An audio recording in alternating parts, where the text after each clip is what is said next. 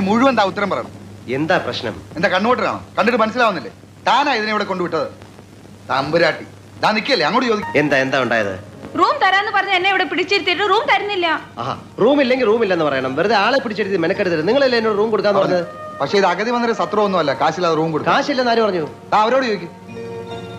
കാശില്ലെന്ന് പറഞ്ഞോ? ഞാൻ അങ്ങനെ പറഞ്ഞിട്ടേ ഇല്ല.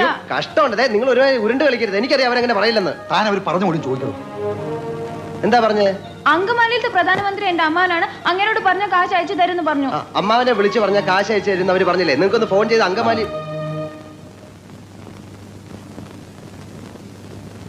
അങ്കമാലിയിലെ അമ്മാവൻ ആരാന്ന് പറഞ്ഞു?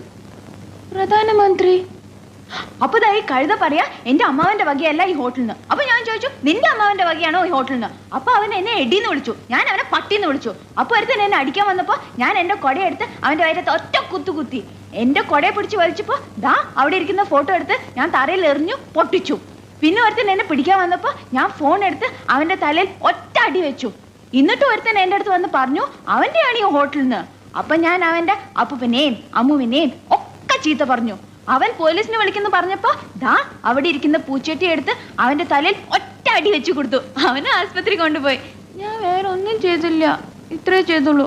അതിനാണ് ഇവന്മാർ ഇങ്ങനെ ബഹളം വെക്കുന്നത്.